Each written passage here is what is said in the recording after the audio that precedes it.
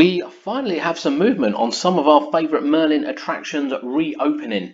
Well, I say some of them, a couple of the Merlin attractions are going to be reopening in some shape or form this weekend on Saturday the 6th.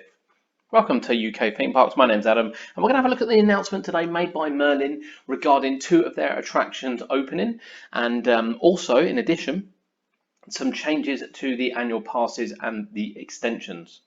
So what we have here on the screen, you can see Warwick Castle. So Warwick Castle is generally quite an open sort of plan area. Granted, obviously going inside the castle is part of the main history, and indeed some of the shows and exhibitions they have are really, really key. That said, the grounds are lovely. The grounds are lovely to walk around. The grounds are lovely to be around, potentially spend the day. If it's a nice day in the sun, it's a lovely place to be. And they will be opening the grounds and the gardens this weekend, every single day from the 6th of June. Now, as you can see here, the prices on the screen will indicate exactly what you can expect. So across the 60 acres of rolling grounds and gardens, you will get entry to Warwick Castle for £12.50. Now, it is on a reduced opening time. I say reduced, actually. It's 10 to 4, which isn't too bad at all, given the amount that's actually open there. 10 till 4, you'll be able to spend the whole day there, but it does mean you need to book in advance. We'll get into that shortly. Annual passes will be included in this, and there's a couple of interesting things come out from Merlin as well, which we'll cover very, very shortly. But annual passes will be able to go for a £1 reservation fee. In addition to Warwick Castle, Alton Towers are opening their gardens from the 6th of June. And I'll be first to admit that someone messaged me the other day and said, do you think Alton Towers will open their gardens? I said, no, it seemed way too much hassle and I didn't think many people would go. Lo and behold, a couple of days later, Alton Towers are going to be opening their gardens from the 6th of June. Now, as you can see on the screen here, there is actually quite a lot of detail that goes that the parks sort of go into about what's going to be available, how it's going to work, and indeed some of the other benefits you'll receive during the hours. They will again be open from 10 till 4. Great news is there'll be free parking as well, because that's nearly the same cost of a ticket, and there will be food available. With the addition of you being able to bring picnics and being encouraged to spend some time in the gardens, the green areas, and some of the wonderful surroundings of Alton Towers. And I have to say, the gardens at Alton Towers are fantastic. We've read a few comments today saying, from people saying it's really not well kept. But the main garden area is absolutely fantastic. And, they do go on about as well being able to see the conservatory and some of the recently redeveloped areas as part of their ongoing plan. But there's a lot of information we can take in from the Alton Towers one, which they've added to their FAQ. It's going to cost £12, which is pre-booked entry only, the same as Warwick Castle, and exactly the same as well for pass holders to pre-book for £1, which I have to say I don't think is too bad. I really don't think it is too bad, but we will again kind of highlight the features of that very shortly.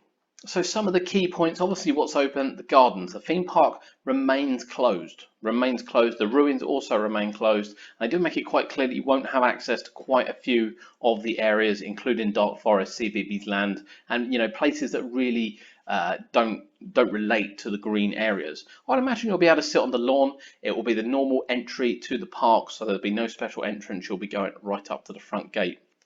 They will be increasing cleaning as well across the outdoor areas for highly touched areas. So that's going to be handles, that's going to be railings and things like that. And they are, as we said, going to be selling food and drink. So food and drink, ice creams will be available when visiting the gardens. It doesn't say which ones are going to be open, to be fair, but to give you an idea, it does say toilets that are going to be open include the ones in Mutiny Bay. So it's quite potentially the hot dog range and the takeaway range from there will be the ones that are open. So another interesting thing, along with being able to bring your own picnic, one of the key things is they will be taking your temperature when you arrive at the resort. So you need to book online, obviously. You cannot just rock up. You need to book online, annual passes or not. And you will then have your temperature taken when you get to the park. How they will be enforcing social distancing, so there will be some markings around, the pre-booked tickets is massive in limiting the capacity of the park. So, you're going to have to wait patiently at admissions. It's all going to be laid out at a 2-meter distance. And of course, there will be sanitizer on site as well, included with the Mutiny Bay ones open. Obviously, the admissions toilets will also be open. So yeah, there's quite a lot going on. There is quite a lot going on there. Now, a couple of key things we'll take from this is obviously the cost. £12 entry is not too bad. If it's a really beautiful day, you could spend a good few hours there in the park, and you can kind of have a look around and really explore the gardens. And one thing that Alton Towers say in their description is that a lot of people don't go anywhere near the gardens. Maybe they do a cut through if some of the rides or transport rides are busy, but people just don't visit the gardens, and they are stunning. As you can see from the pictures on the screen, they're stunning. I think it's really important as well that it's not given free to pass holders, because even at £1, I mean, we did suggest £2 initially. Even at £1, it's likely to stop people booking just for the hell of booking. To be honest with you, I can't put that any more bluntly. The chances are if you're paying £1, it's because you want to go there, it's because you want to visit, and it's because you want to spend the day in the gardens, not just because you're booking it to take up valuable slots. Now, one interesting thing that they do say, obviously, is the free parking. The free parking is brilliant because parking at Alton Towers is £10.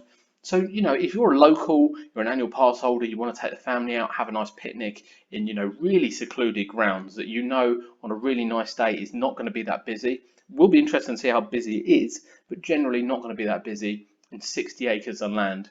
I don't think it's going to be too bad to potentially take, family of 5 there for a £5. I think it's really good, really good.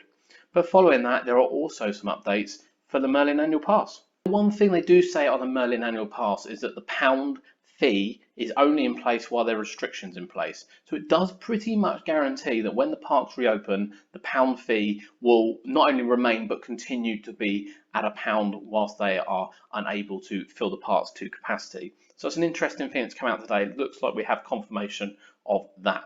Now, of course, a lot of people have been complaining about the expiry of the annual passes, and we know people have cancelled monthly passes. However, they are now doing a 5-month extension onto your original dates if if your Merlin annual pass expires after the 18th of March 2020. And they have also put a really handy calculator down as well. So the calculator is brilliant, to be honest, and of course this might be subject to change. I think at the moment the parks are expecting to open on the 4th of July. That seems to be the date they're aiming for, and I think it pretty much entails as well with some of the calculations they've done. But my pass is due to expire on the 4th of January 2021. That will now not expire until the 3rd of July 2021. I mean, that's a massive extension. That's actually more than expected, really more than expected. And the reason I think they're doing this is obviously the months I've missed of open time, this will now cover it. This will now cover it in the new period. So, but let us know what you think. Let us know what you think. Alton Towers, Warwick Castle Gardens and Grounds opening this weekend, the 6th of June. £12.50 for Warwick Castle, £1 if you're an annual pass holder, must be booked online. We have stressed enough, both of these have to be booked online. £12 for Alton Towers, again with £1 on top, and 5 months extra on your annual pass. Is this sufficient? Are you happy with this? I think this is a great announcement that's come from Merlin today, and indeed the parks. It's a great way to get people back out. It's a great way that we can, get close to the parks again and see what's going on. To be fair, where we live in the south, we won't be visiting any of these for these 2 particular events until the parks reopen. But are you planning on going? Are you closer to them? Will you be heading up there? Let us know in the comments below. Thank you for joining us today. We'll see you soon here on UK Theme Parks.